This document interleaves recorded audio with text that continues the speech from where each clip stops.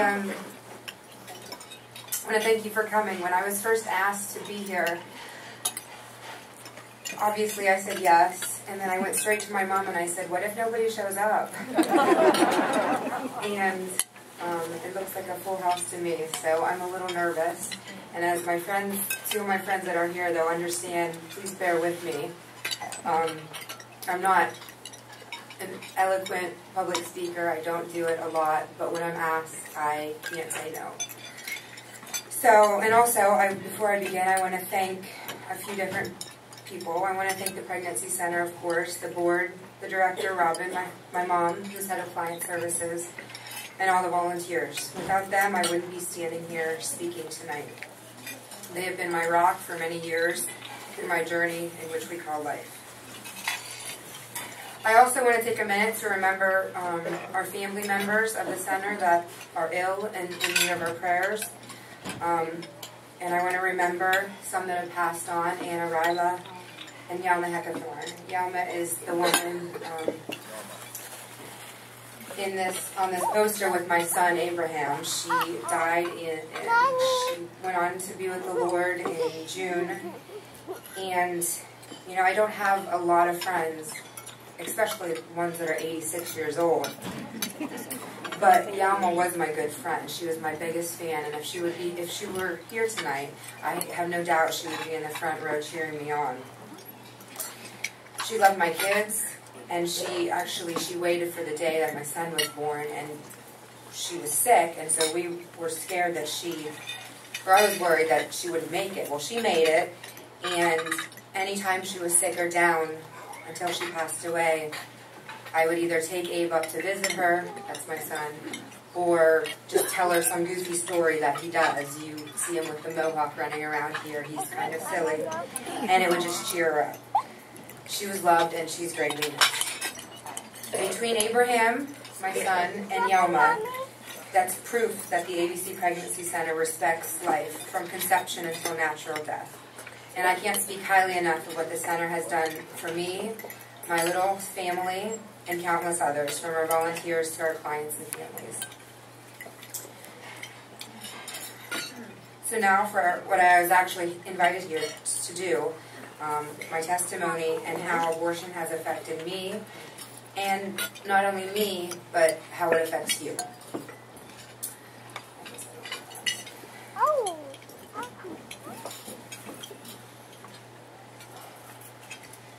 So, as I was introduced, my name is Heidi Montgomery, and I'll tell you a little bit about myself, not very much, but a little bit. I was raised in Franklin by both my parents. I have an older brother, and I like to think that we had a very typical upbringing. We were raised in church, but remembering back, I suppose I knew about abortion, but I never remember ever hearing it in church, which is a major concern of mine. Today, I am again a single mother, now of 2 living children. My daughter, Adriana, who is 11, and very pro-life. You will hear from her a little bit later. And my son, Abraham, who is 1.5, and just a little crazy guy, like I said, running around here with the blonde, crazy hair. Tonight, my hope is to bring you honesty, truth, a deep empathy for post-abortive women, and an understanding of the prevalence of abortion right here among us. I can tell you that abortion, the very thought of a baby being brutally murdered every 20 seconds, breaks my heart at the very core. What also breaks my heart is the millions of women that have had these abortions living with the secret sin of abortion. I want to emphasize that as strongly as I despise abortion, there is hope for the future, for repentance, with repentance and restoration for women and men involved in abortion. I'm doing a little promotion here, but there's some books. Their Blood Cries Out is one, Answering the Call by Focus on the Family, and one that I'm going to read a little bit out of. It's called The Secret Sin, When God's People Choose Abortion. And I think every church needs this in the library, and I think every church member, pastor, leader, everybody needs to read these books. So I'm just going to read just a little short thing out of this one. It says, sadly, It's just in the introduction. It says, sadly, most pastors, minister leaders, and others within the church are unaware of how abortion affects the lives of those who have survived it, and how many of them are filling our pews on Sunday morning, suffering in silence under a shroud of guilt and shame. Many pastors and church leaders see the high divorce rate, the troubled marriages, depression, eating disorders, substance abuse, pornography addiction, and other self-destructive behaviors plaguing our congregations, but few have recognized the deeper issue that often lies at the root of these problems, the life-altering wound left in the wake of an unresolved abortion experience, a wound that at the very least 1/3 of our women and an additional 1/3 of our men have experienced firsthand. I was one of those women.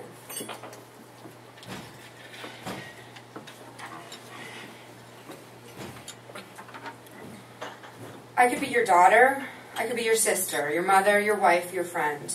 I could be your neighbor, your child's teacher, your coworker, or maybe I'm the young girl singing in your church choir. I may even be a member of your church, living with a secret I once thought not even God could forgive. 13 years ago, I made a choice. We make choices every day, millions. But this day, I found myself living in a different state, hundreds of miles away from home.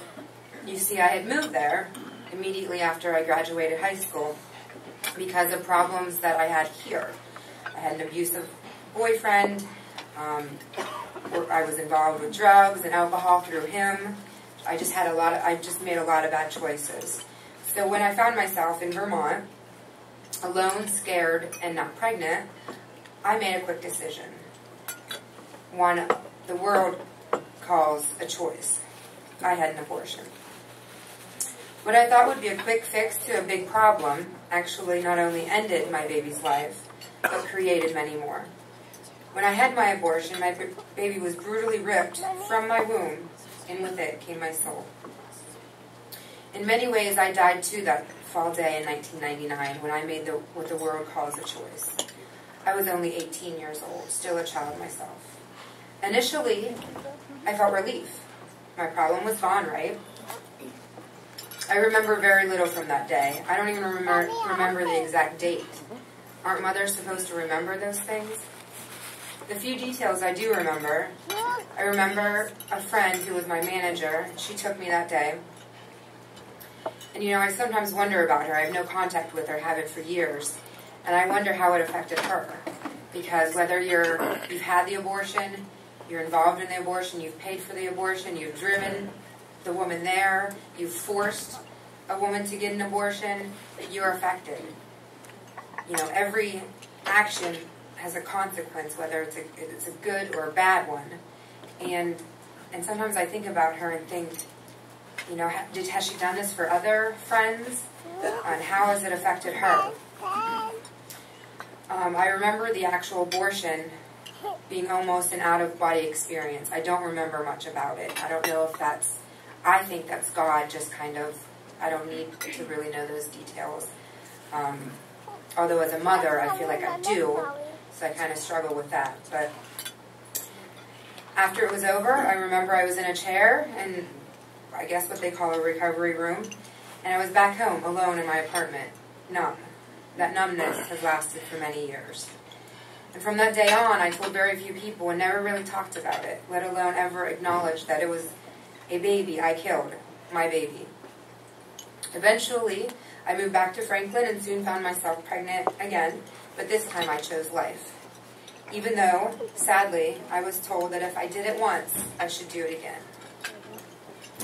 The statistics of women having a second abortion shortly after the first are high. So in more than one way, my daughter is a miracle. Quite an amazing one at that. Actually, when I became pregnant with my son just a few years ago, I was married and his father also didn't want him. So he also is a miracle and an amazing one also. Anyway, so after my daughter was born, I never looked back. Little did I know that my quick fix would only lead to a downward spiral my entire adult life.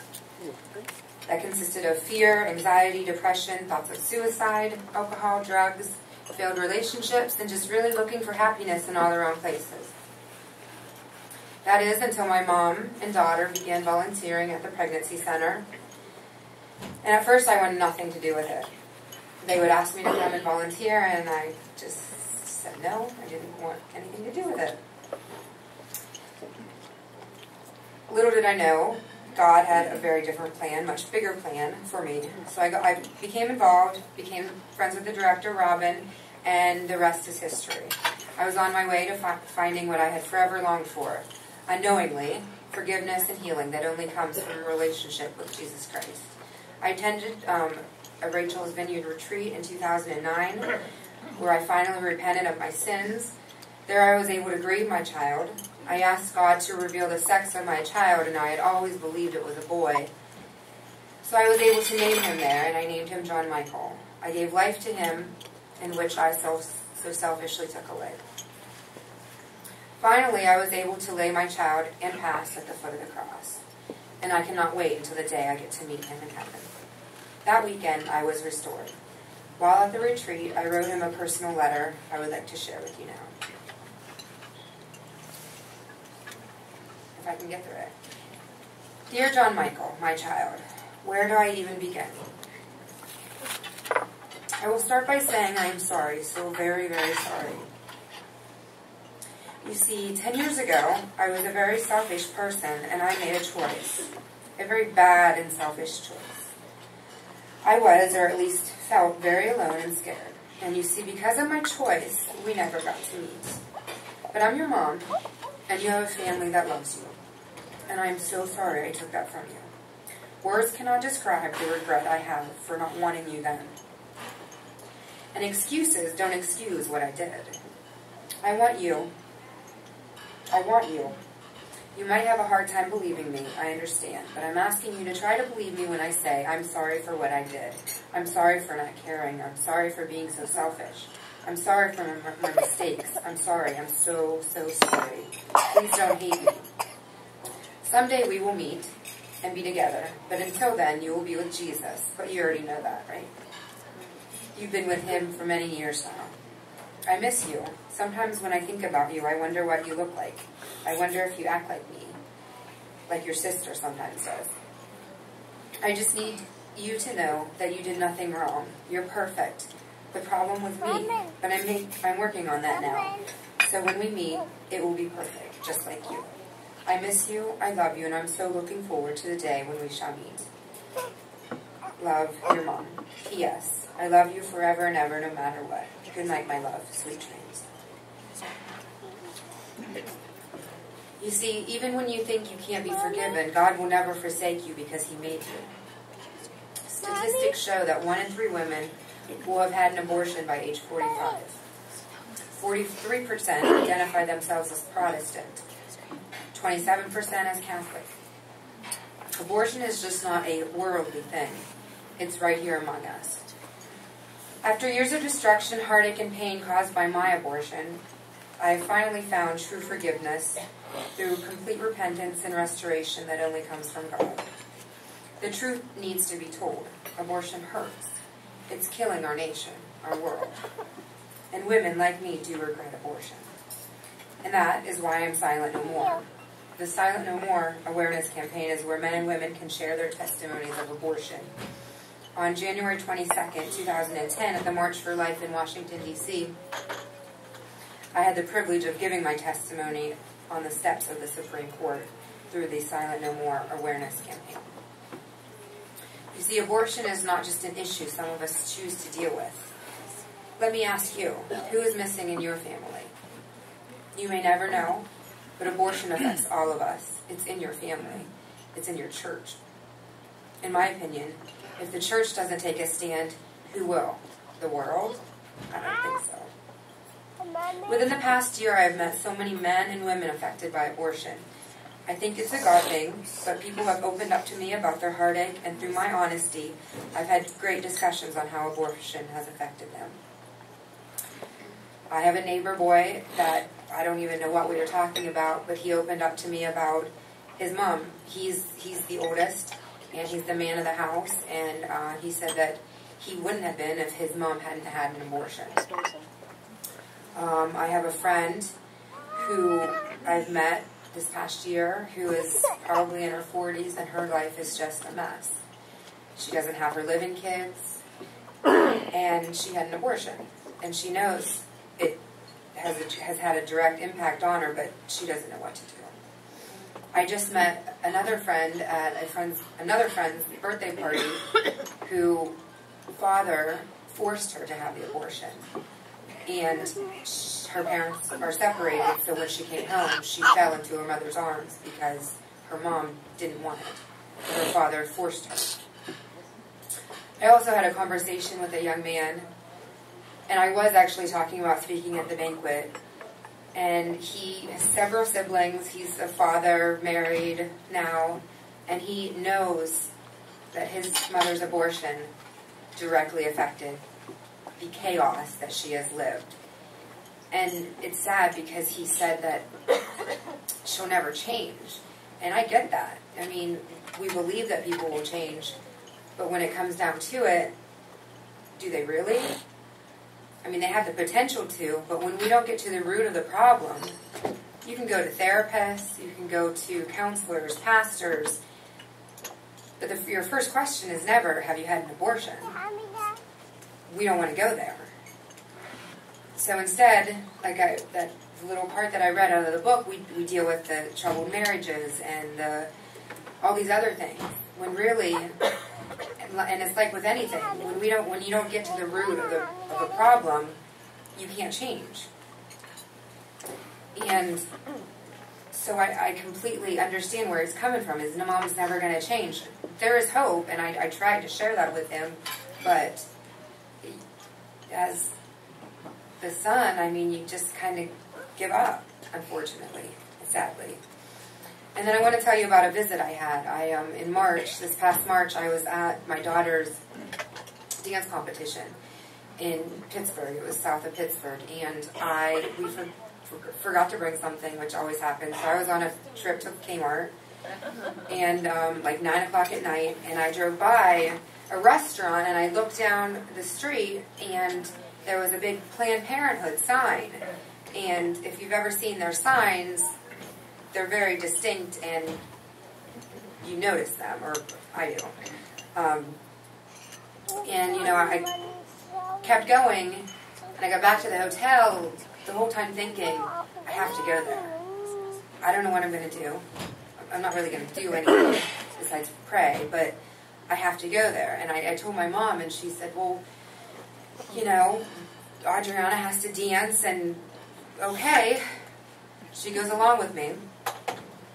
So the next day, Adriana actually had a break that we could go get lunch in the middle of her dances. And I said, Mom, you're going with me. And she said, okay. So we went. And it was in a building. It was like a doctor's office that you had to go and get in an elevator and go to the second floor. And then it was very closed. There were no windows. We almost passed by it. It was a little buzzer. And so I rang the buzzer. And it was like, I think 11:30. And on the wall it said they closed at 11. But I said I was there for an abortion. And they said, come on in. They were going to stay open for me, apparently. Go figure. So before I go in, my mom's like, what am I going to do? She's like, please don't get arrested. You know, I'm like, Mom, I don't know what I'm going to do, but I'm not going to do that. And so she stays outside, and I find out later she calls Robin, and they're praying on the phone and praying for me not to get arrested. I don't know, whatever. And I go in.